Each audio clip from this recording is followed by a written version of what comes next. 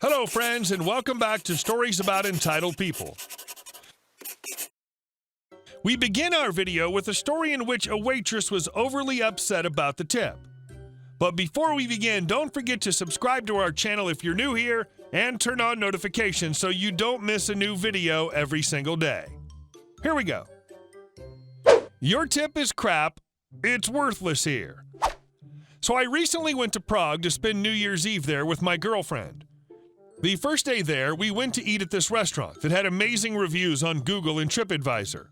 We waited in line for about 10 minutes because it was very crowded, and while waiting, we were attended to by a young waiter who was very, very kind and answered a lot of questions about the city and what to do, where to go, and such. When we got seated, we were assigned a new waitress who was very foul-smelling and who was pushing us to order and move on. She comes about 5 minutes after we sat and asked if we know what to have because she wouldn't leave the table without the order. So we just ordered whatever because she was hovering there staring at us and smelling like a cow carcass left out to rot for a month. The other waiter, the one at the beginning, later brings us the food and apologized for his coworker, saying that she won't handle us anymore, so we eat in peace and it works out fine after this. When it's time to leave, I pay the bill while my girlfriend goes outside. I leave the tip on the table, around €5 in Czech currency, a bit more than 10% of the receipt, and just walk out. I literally take 2 steps out when this crazy bee comes out the door of the restaurant. "Your tip is crap. It's worthless here," meaning Prague. She waves the money in my face with her eau de dumpster. So I decide to just be a troll instead of arguing with the CB, so I snatch the money out of her hand. Well, if it's worthless, I might as well just use it to wipe my butt with. And continue on my merry way while she screams in the background in Czech. And our next story. Stealing my notes? Guess who won't graduate high school? So this happened in 2018 when I graduated high school. A quick overview of the Swiss school system. Normally you go to school until 9th grade. If you want to go to university later, you change to grammar school from 8th to 12th grade. I decided to study and went to high school. Also in Switzerland, my state at least, everything under 75% is a fail. We have a really strict thing going on there. There I quickly became friends with Chelsea, my now girlfriend, and Alicia. Alicia is the kind of person that's funny if you don't have to be around her too much. She's always the victim, she can only talk about herself, etc. But if you spend too much time with her, you're a mess. She's also never responsible for things happening to her because she grew up in the foster care system. Whatever. So this happened about 2 months before our finals. Now, graduating means passing the finals, obviously, but not only them, the finals are half of your eventual grade. The other half is your last report card. If I had an A in my final English exam but a C in my last report card, my eventual grade would be a B, and so on. Alicia really struggled with that because her last report card wasn't that good. She had to excel in most of the subjects to graduate.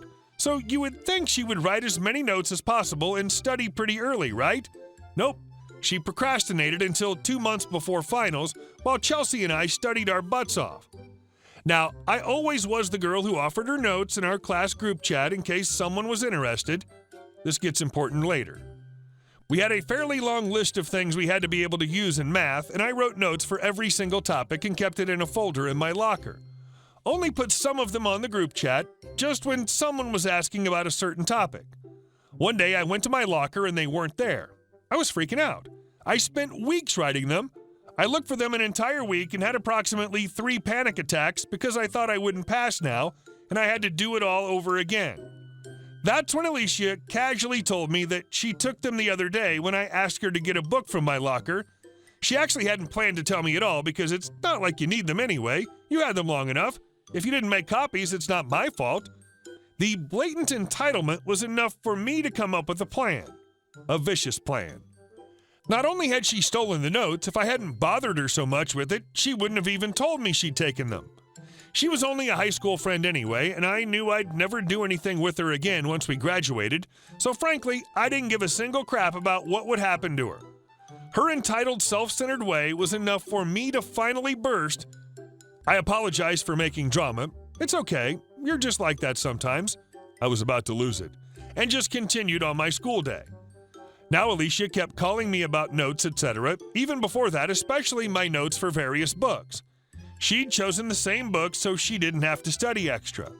I started to give her a wrong analysis and started to fake notes. Obvious enough to figure out they were wrong if she'd think for herself, but not too obvious. If she'd read the books, she'd know it's bullcrap. I did the same with our English books and French. She already had my math notes, so I couldn't fake those, but I could fake German, French, English, chemistry, physics, and psychology. Now, after I invested so much time in faking notes, I watched it all go down a day before graduation. We went into a pub with our teacher to watch a football game, I don't even remember, and she distributed our results. I passed with a 5.38. In Switzerland, the grades are from 1 to 6. 6 is the best, so about an A? Alicia went pale. 3.21, D-. She'd failed all her classes but math and psychology. Oops, seems she really just read my notes. She didn't read the book she was supposed to read. She didn't read our textbooks. I had to hide a grin. My girlfriend thinks to this day it was cruel, but seriously, it was a damper for her entitlement and narcissism. From what I've heard, she's currently trying to repeat the year and try again, hopefully without stealing her friend's notes. And our last story. Avenged my father. So this started when my parents went to buy a new car from their favorite Dodge dealership. The dealership had recently changed hands, but all the salespeople, for the most part, were still there. They got all set up to buy the new car, had a fantastic deal on the table, asked to drive the car for the evening, left their car that they were going to trade in as collateral. When they got back the next day, the deal had totally changed. The dealer said something about new deals that day changing the previous deal so they couldn't honor it. My dad was pissed. He stormed out of there screaming and cursing. Fast forward a few years to me and my baby daddy looking for a new car for him. My dad warns us not to go to redacted dealer. They're scam artists and won't honor their word. Unfortunately, in my town, this guy owns just about every major dealership in a 30-mile radius and all the biggest brands, so baby daddy wants a Honda. So we just suck it up and drive to the nearest one, which unfortunately is a redacted dealer. Things go well at first. The guy's friendly. He lets us test drive, shows us all the cool features. We finally settle on one with upgraded features like $26K, but it's a holiday sale, so it's down to $22K. We tell them we want to trade in my Nissan Juke, which is valued at $11K, but I still owe $10K. That's where things go downhill. The first offer they have the audacity to only offer $7K. I'm like, hard pass, goodbye. But they're like, wait, what if we pay off your car? Do we still have a deal then? And the sales dude sticks out his hand like that'll seal the deal. I refuse to shake it, but accepted to see what they come up with. He comes back having raised the trade to $10K, but he also raised the price of the car to the original price, so we weren't saving any money in the end. When I pointed that out, he was like, what? No way. Like I was stupid or something. So we left, because it was some shady business practices. If he had just been honest and upfront with me, I probably would have bought that car. So we did a little research and tried to find a Honda dealership that wasn't a redacted dealer. We found one over an hour away on Google that just said Honda cars of suburb in another state. I do live relatively close to a state line in the USA. When we got there, lo and behold, there's redacted all over the windows and walls. I wanted to leave immediately, but baby daddy didn't want to have wasted gas, not to mention the babysitter time for our infant daughter, so we stayed. The first thing I said to the sales guy was, is this really a redacted dealership? It doesn't say that anywhere on Google. He was like, oh yeah, sorry. Anyway, what can we do for y'all? So I said we're here to buy a car. This car. I described the car we picked out last time. Any color but red. We're trading in my Juke. Won't take less than what I owe on it. So they come at us with the $26K price tag, and I'm like, WTF, the other dealer did $22K, and they said nope. So I said fine, bye, but baby daddy said no, let's just buy it. So we did. We get to the room with the finance guy, and my dad always taught me to make them throw in gap insurance before I sign anything. So I say, okay, fine, we'll take this deal if you throw in gap insurance.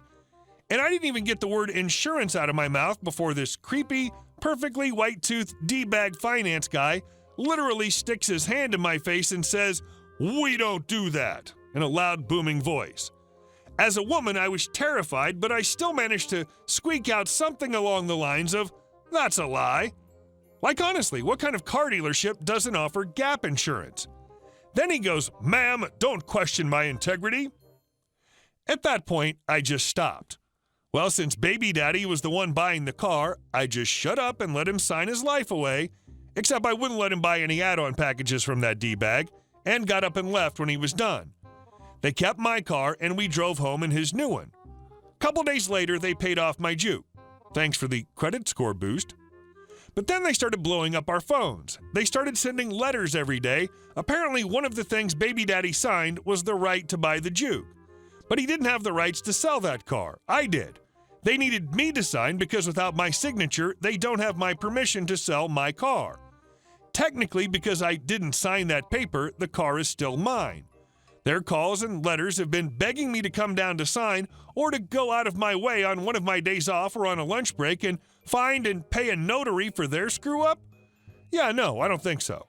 So now they have a car they put $10K into that they needed to sell fast because the value keeps dropping. Soon it'll be worth less than they paid for it, and it'll just sit there forever because Redacted is nothing but a building full of rude jerks. Hey guys, thank you all for watching the video. I'll see you in the next one.